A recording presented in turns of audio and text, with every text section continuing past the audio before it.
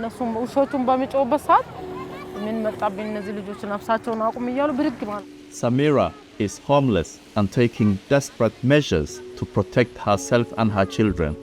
አሁን እኮ እነሱ ምጣብቁ ማንንም አይጠጋ ማለት እኮ ማንንም እዚህ ቦታ እነሱ ካሉ ማንንም ማስተው One of the thousands of women living on the streets of Ethiopia's capital Addis Ababa.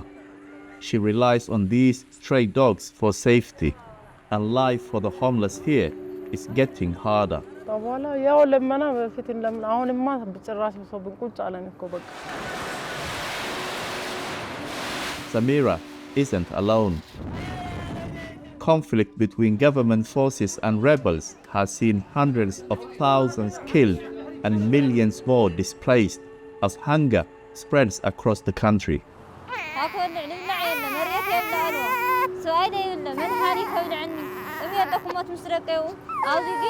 This is life for women struggling for survival in Ethiopia. ምንም እስካሁን የተነሳ የለም ያው ቤት ያለ ሰው ተነስቷል እዚህ ጋር እንዳለ እኮ በፊት ቤት ነበር አሁን የቀሩ ናቸው እንጂ ከውስጥ ያለው እንዳለ ቤት ነበር ዛሬ አመት ለታመት Samira has lived in Addis Ababa for 25 years, but since 2019, she has been living in a makeshift tent with her 2 children. Samira has no other family to turn to, and Ethiopia's authorities offer no support.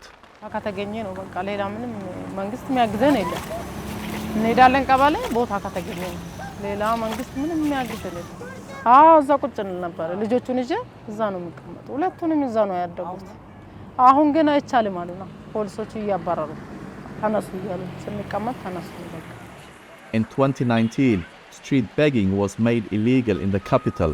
Being caught doing it can mean prison. ሊያፍሱ ሲይዙን እሪ ብለው ወጡ እነዚህ ከዛም በኋላ እንወጣም እንደዚህ ዝችል እንቀመጣለን ተመላሽ ሄደን ሆቴል ከተቀበለ እንመላለን እኛ ኑሮ ይሄ ነው እና ምን ኖሮ ይሄው እንደዚህ ነው At least 50,000 people are homeless in Addis Ababa. The rapid increase of refugees and the city's severe housing shortage means makeshift tents and slums have become commonplace. The women living here have become targets of assault. እኔ ምዳፈርም አለ ያው እኔ ደግሞ ስለ አንዴ ስላየው ስቃይ እኔ ባለኝ አቅም እንጂ አችላለሁ ሳይሆን በቃ ባለኝ አቅም እንትን ያልኩ እሱማ አለ It's only the presence of stray dogs that keeps Samira and her family feeling safe. ጨለማም ስለሆነ ማንንም ማስጠቁ በማዶ ነው የሚሄዱት ያ ግማሾቹ ድንጋይ ወራ አንዱን ገደሉብኝ ነገር ተነ በዳቦ ምን እንደሰጡት አላቀም ኃይለኛው ሻ ነበር ከነ መዳበራው ከዛ ወደዚህ ያለው ማህይወቱ በጣም ከዛማ በቃ አሁንማ ጨራሽ ራሴንም ፈሳ ኑሮም ግራ ተጋብቶ በቃ ሁሉም ነገር ጠፍቶብኝ እንብዬ ነው የምኖረው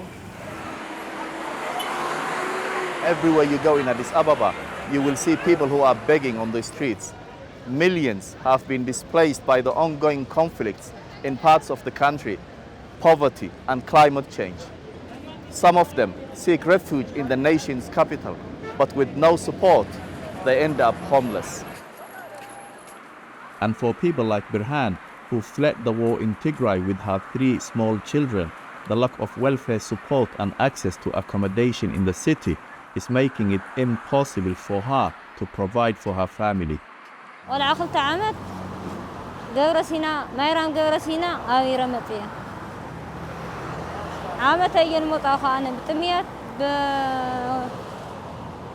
بوق مالتي بوليس لا أسرني لا فتحني لا تقرر زقين روعة معلتري حمشت معلت آتينا ويان أنت معلت خلت معلت آتنا Despite the hardship she and her family face, Birhan has little choice. The war has taken her home in Tigray. She has nothing to return to. فرحوا بتعمي فرح قولي حين سلالخون وتاخون كولني نسخروا هم خوني ولني نار خو يفرح عيلة أمني دوريو عيلة بهبو بيولو يفرح نوا كفي لراهم في الحد رزام قولي شافينا كفي إلى حد. Like Birhan, Samira's biggest concern is the safety of her children.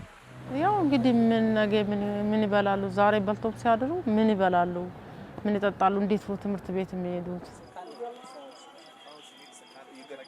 left to fend for herself in a city where thousands of others are suffering from the fallout of war, climate change and violence.